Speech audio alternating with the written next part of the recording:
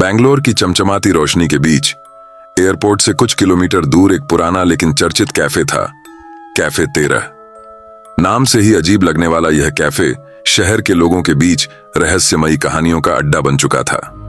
स्थानीय लोग कहते थे कि जो भी रात 1:13 पर इस कैफे में बैठकर खाना ऑर्डर करता वह फिर कभी नहीं लौटता।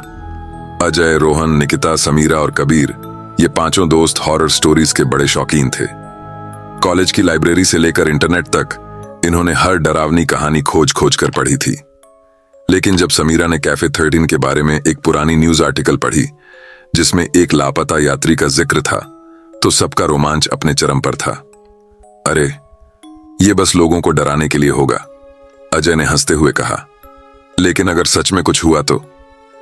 निकिता की आंखों में डर की हल्की झलक दिखी। चलो ना, एक बार ट्राई तो करते हैं, कबीर ने मुस्कुराते हुए कहा। और इसी तरह उन पांचों ने तय कर लिया कि वे इस रहस्य को सुलझाने के लिए आधी रात को कैफे 13 जाएंगे। जब वे रात 12:45 पर वहां पहुंचे तो कैफे दूर से ही किसी खंडहर की तरह लग रहा था। तो दोस्तों, कहानी में मैं और आगे बढ़ूं उससे पहले अगर आपने अभी तक अपने भाई का YouTube चैनल सब्सक्राइब नहीं किया है तो जल्दी से सब्सक्राइब करो और वीडियो को लाइक करके कमेंट में अपना नाम और अपनी जगह जरूर लिख देना ताकि मैं आपसे और अच्छी तरह जुड़ सकूं। तो चलिए अब कहानी में आगे बढ़ता है। बाहर एक पुराना बोर्ड टिमटिमा रहा था जिस पर कैफे 13 ओपन 24 घंटे लिखा था। अंदर से हल्की पीली रोशनी झांक रही थी, लेकिन बाहर कोई भीड़भाड़ नहीं थी। इतना मशहूर है लेकिन यहां कोई नहीं दिख रहा, रोहन ने फुसफुसाते हुए कहा। वे अंदर घुसे। घुसते ही एक अजीब सी ठंडक महसूस हुई जो एयर कंडीशनर की ठंडक से अलग थी। अंदर रखी लकड़ी की पुरानी टेबलें और लालटेन जैसी रोशनी पूरे माहौल को और भी रहस्यमयी बना रही थी। दीवारों पर पुरानी पेंटिंग्स टंगी थीं, लेकिन उन पेंटिंग्स के लोगों की आंखें उन्हें घूरती हुई महसूस हो रही थीं। एक कोने में कुछ लोग चुपचाप बैठे खाना खा रहे थे। उनका चेहरा बेहद फीका और भावहीन था, जैसे उनमें कोई जान ही ना हो। ये लोग इतने शांत क्यों हैं? कोई हंस बोल क्यों नहीं रहा? समीरा ने धीरे से फुसफुसाकर कहा। तभी एक लंबी, दुबली पतली और सफेद वर्दी पहने एक वेट्रेस उनके पास आई। उसका चेहरा बेहद शांत था, लेकिन उसकी आंखें अजीब सी खाली लग रही थीं, जैसे उनमें कोई आत्मा ही ना हो। उसने बिना पलक झपकाए धीमे स्वर में पूछा, आप क्या ऑर्डर करेंगे? उसकी आवाज में एक अजीब सा कंपन था। अजय ने मेन्यू उठाया और पढ़ने लगा, लेकिन हर आइटम के नाम के आगे कोई तारीख लिखी हुई थी। स्पेशल मील 23 अक्टूबर 2019, मिट्टी सूप 11 जून 2020, फॉरगॉटन पास्ता 8 जनवरी 2127, 2021। ये सब तारीखें क्यों हैं? अजय ने आश्चर्य से कहा। अरे, ये नाम तो उन तारीखों के हैं जब यहां कोई गायब हुआ था। रोहन के हाथ से मेन्यू गिर गया। 1:13 का रहस्य। तभी समीरा ने घड़ी की ओर देखा। उसकी सुइयां 1:13 पर अटक चुकी थीं। घड़ी की सुइयां हिल नहीं रही थीं, मानो समय ठहर गया हो। अभी तो हमने अंदर कदम रखा था, इतनी जल्दी 1:13 कैसे बज गए? निकिता का गला सूखने लगा। तभी चारों ओर से एक अजीब सी सरसराहट सुनाई देने लगी। टेबलों पर बैठे ग्राहक धीरे धीरे उनकी ओर देखने लगे, लेकिन उनकी आंखों में कुछ भी नहीं था, कोई भाव नहीं, कोई चमक नहीं। हमें यहां से जाना चाहिए, कबीर ने घबराते हुए कहा और दरवाजे की ओर भागा। लेकिन दरवाजा अंदर से बंद हो चुका था। दरवाजा बंद होते ही कैफे का माहौल और डरावना हो गया। चारों ओर अजीब सा सन्नाटा था जो उनकी सांसों की आवाज से भी भारी लग रहा था। दोस्तों ने एक दूसरे की ओर घबराई नजरों से देखा, लेकिन इससे पहले कि वे कुछ कर पाते, वेट्रेस ने ठंडी आवाज में कहा, आपका ऑर्डर लाया जाए। उनकी झिझक के बावजूद अजय ने हिम्मत जुटाई और सिर हिलाया। कुछ ही मिनटों में उनके सामने खाना परोसा गया। अजीब सा दिखने वाला सूप, झुलसे हुए ब्रेड स्टिक्स और कुछ काले रंग की करी। जैसे ही उन्होंने खाने को गौर से देखा, फर्श पर सूखे खून की बूंदें नजर आईं। ये कैसा खाना है? ये सामान्य नहीं लग रहा, रोहन ने फुसफुसाते हुए कहा। निकिता ने कांपते हुए चम्मच उठाई, लेकिन अचानक उसे महसूस हुआ कि कोई उसके कानों में धीरे धीरे फुसफुसा रहा है। आवाज इतनी ठंडी थी कि उसकी रीढ़ में सिहरन दौड़ गई। निकिता, खाओ, हम सबने खाया है, अब तुम्हारी बारी है। डर से उसका हाथ कांपने लगा और तभी समीरा अचानक कुर्सी से उठी। मैं वॉशरूम जा रही हूं, उसने घबराते हुए कहा। समीरा वॉशरूम में दाखिल हुई और शीशे में अपना चेहरा देखने लगी, लेकिन जैसे ही उसने गौर से देखा, उसका अक्स मुस्कुराने लगा, जबकि वह खुद डरी हुई थी। वह पीछे हटी, लेकिन शीशे में उसका प्रतिबिंब वहीं खड़ा रहा, उसकी ओर देखकर हंस रहा था। समीरा की चीख पूरे कैफे में गूंज उठी थी। समीरा की चीख के साथ ही कैफे की रोशनी एकाएक मंद पड़ने लगी। घड़ी अब भी 1:13 पर रुकी हुई थी, लेकिन हवा में अजीब सा कंपन महसूस हो रहा था। अचानक दरवाजे अपने आप जोर से बंद हो गए और खिड़कियां धुंधली होने लगी, मानो वे कभी वहां थी ही नहीं।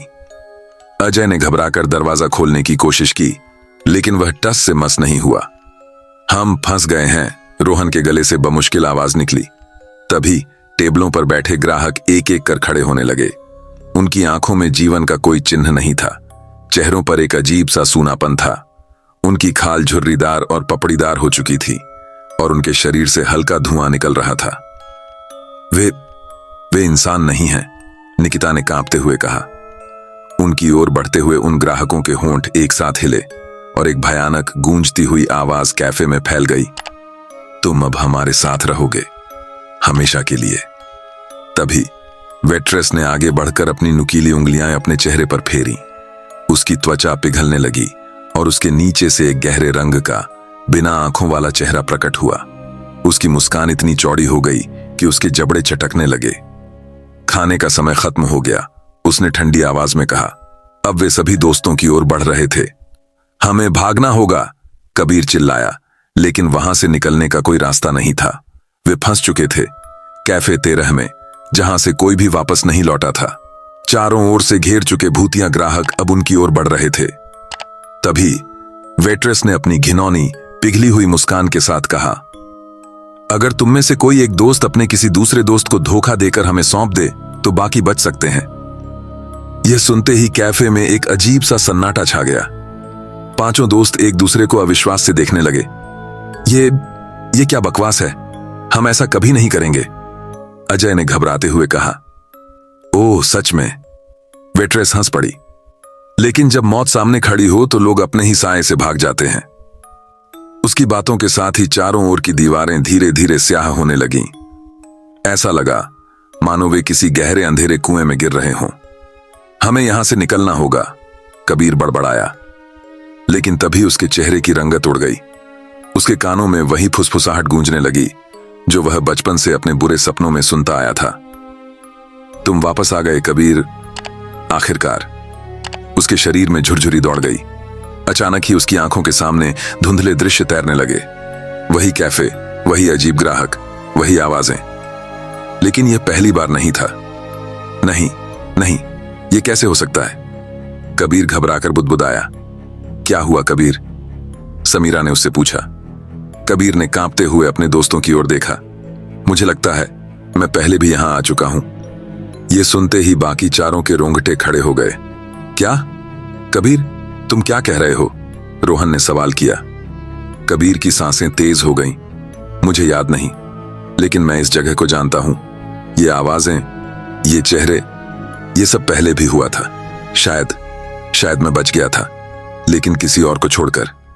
इससे पहले कि बाकी दोस्त उसकी बातों का मतलब समझ पाते, वेट्रेस की आवाज फिर गूंजी। तो क्या तुम इस बार भी किसी को छोड़कर भागना चाहोगे कबीर, या इस बार खुद रुकोगे? अब सच्चाई सामने आ चुकी थी। क्या कबीर ने पहले भी किसी को धोखा देकर अपनी जान बचाई थी? और अगर हां, तो क्या इस बार भी वही कहानी दोहराई जाएगी? अजय, रोहन, निकिता और समीरा अब असली दुविधा में थे। क्या वे अपनी दोस्ती बचाएंगे या अपनी जान बचाने के लिए एक दूसरे को धोखा देंगे? कैफे 13 में अब दोस्ती और डर के बीच एक खतरनाक जंग शुरू हो चुकी थी।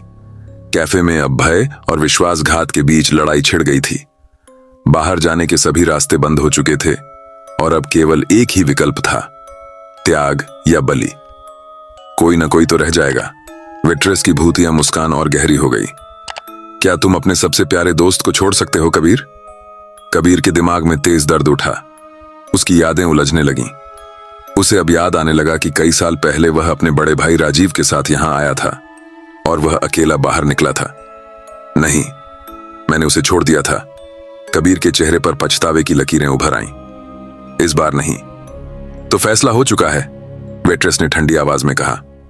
अचानक कबीर ने अपने दोस्तों की ओर देखा। भागो, मैं यहां रहूंगा।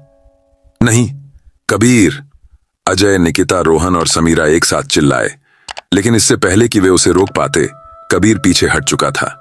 दरवाजे खुद ब खुद खुल गए और बाकी चारों बाहर धकेल दिए गए। उन्होंने देखा कि कबीर की आंखें बुझती जा रही थीं और वह धीरे धीरे उन ग्राहकों की तरह दिखने लगा। अब यह तुम्हारा घर है, वेट्रेस फुसफुसाई। अगली सुबह बेंगलोर एयरपोर्ट पर यात्री अपनी उड़ानों का इंतजार कर रहे थे। पास के कैफे 13 के दरवाजे पर अब एक नया वेटर खड़ा था। ध्यान से देखने पर लगता था कि उसकी आंखें किसी परिचित की तरह थीं। आपका ऑर्डर लूं? वेटर ने एक हल्की मुस्कान के साथ पूछा। कैफे के बाहर लगे बोर्ड पर हल्की चमक आ गई, मानो वह किसी और को बुला रहा हो। अजय, निकिता, रोहन और समीरा दूर खड़े यह सब देख रहे थे। उनकी आंखों में आंसू थे। कबीर अब लौट नहीं सकता था, लेकिन कैफे 13 की भूख कभी खत्म नहीं होगी। तो दोस्तों, कैसी लगी आपको ये स्टोरी? हमें कमेंट करके जरूर बताइए। और ऐसी ही और इंटरेस्टिंग स्टोरी के लिए इस चैनल को लाइक, शेयर, सब्सक्राइब करना बिल्कुल मत भूलना। और कमेंट करके जरूर बताइए कि आपको इस स्टोरी का कौन सा पार्ट सबसे अच्छा लगा होगा।